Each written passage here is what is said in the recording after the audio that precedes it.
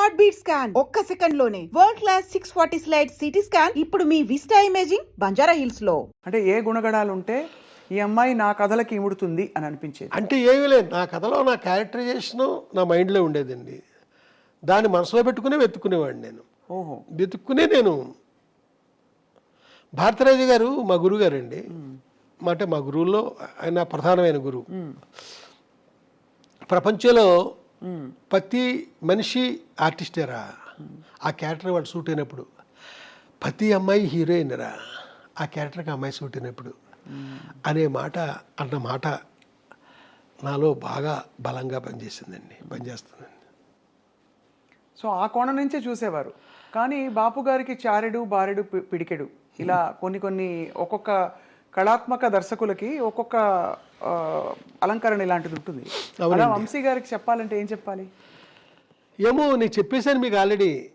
అంతే, క్యారెక్టర్కి వచ్చినట్టే. అవునండి సార్, మీరు ఆ తర్వాత మీ ప్రయాణం కొనసాగిస్తున్నప్పుడు ప్రొడ్యూసర్లు మీ దగ్గరికి ఎలా వస్తారు సార్?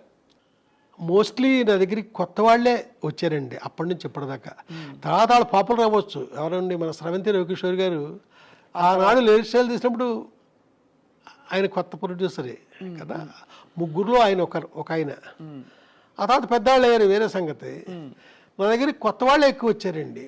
పాత వాళ్ళు నన్ను అప్రోచ్ అయిన దాఖలాలు లేవు. తర్వాత సార్, మీ కథాంశాలు మీరు ఎంచుకుంటున్నప్పుడు నేనేం చెప్పాలి అనే దానికి ఇతివృత్తం మీ భావజాలమా లేక మీకు నచ్చిన కథలన్నీయా? ఇప్పుడు హిచ్కాక్ అంటే నాకు చాలా ఇష్టం అండి. అవును. ఆయన 53 ఎన్నో తీశారు. అన్ని సినిమాలు చూసాను నేను, అన్నీ. ఆయన ఏ కథ ఆయన సొంతంగా రాయలే అన్ని సినిమాల్లోని. ఏదో ఒక నాటకమో నవలో కథో ఏదో ఎవరియో బయట వాళ్ళు తీసుకుని అద్భుతంగా స్క్రిప్ట్ చేసేవారు. ఆయన నాకు ఒక ఇన్స్పిరేషన్ అండి. ఏది నా సొంత కథే ఉండాలని నేను అనుకోను. ఇప్పుడు చెట్టు కింద ప్రేటర్ అనే సినిమా ఉంది, అదొక మలయాళం ఫిల్మ్ అండి. దాంట్లో చాలా సీరియస్గా ఉంటాడు హీరో మమ్ముట్టి. హీరోయిన్ ఉండదు ఆ కథలో. కామెడీ అనేది ఎక్కడ లేదండి, మొత్తం సీరియస్గానే ఉంటాడండి. ఆ సినిమా మలయాళంలో పెద్దగా ఆడిన ఇది కూడా లేదు.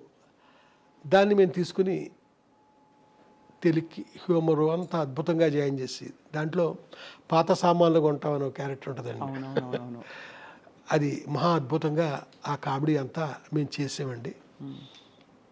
చాలా అద్భుతంగా తనికెల భరణి దానికి వర్క్ చేయడం జరిగిందండి. అయితే ఇది అప్రస్తుతమేమో ఇప్పుడు నేను మాట్లాడేది. ఆ చిటికల పీరియడ్ సినిమా ఆర్ఆర్ జరుగుతున్నప్పుడు ఇళయరాజా గారు నా కేసు చూసి ఇది కూడా హిట్ అయ్యే సినిమాలాగా ఉందరా అన్నారు. ఎలా అన్నారో మరి. ఆ సినిమాలో ఆ డ్రామా కానీ ఏం కానీ, ఆ ఊర్వశి శరత్ బాబు వాళ్ళ క్యారెక్టర్స్ అదంతా ఆ సినిమా అనుకున్నంతగా ఆడింది. అద్భుతమైన పాటలండి. అంటే నా ప్రతి సినిమాలో పాటలు బాగుంటాయి, అది వేరే సంగతి. దాంట్లో కూడా చాలా బాగుంటాయండి పాటలు, మంచి మంచి పాటలు ఉన్నాయి. ఆ సినిమా ఒక మోస్తరుగా ఆడడానికి కారణం హీరోయిన్ అండి. అవును, వర్కౌట్ అవ్వలేదు. హీరోయిన్ వర్కౌట్ అవ్వలేదు. మీవి ఒక మోస్తరుగా ఆడిన సినిమాలని చెప్పినా ప్రేక్షకుల వరకు అవి హిట్ సినిమాలే సార్. ఎందుకంటే ప్రతి సినిమాకి ఒక ముద్ర ఉంది, వంశీ గారి ముద్ర. అంటే మీరు ఇలా మాట్లాడుతూ ఉంటే నాకు ఒకటి గుర్తొస్తుందండి. ఒక మోస్తరుగా ఆడిన ఒక సినిమాకి ఎంతమంది ఫ్యాన్స్ ఉన్నారో తెలియదు. ఆ సినిమా పేరు శ్రీ కనకమహాలక్ష్మి రికార్డింగ్ ఇండస్ట్రీ. చాలా మంది ఫ్యాన్స్ ఉన్నారు. ముందు మా అన్నయ్య మా ఇంట్లో మొదలు పెడితే ఆయన పదే ఆ సినిమా వేసుకుని చూస్తారు. అది ఆ సినిమాకి అమెరికాలో అది ఎంతమంది ఫ్యాన్స్. అవును, మీకు సంగతి తెలుసా? చెప్పండి సార్. 23 రోజుల్లో తీశాను ఆ సినిమాని, ఓన్లీ 23 days. ఎలా సార్? అంటే ఇప్పుడు కెమెరాలు అయ్యి ఇలా వచ్చేసి కదా, ఆన్లైన్ అప్పుడు లేవు కదా.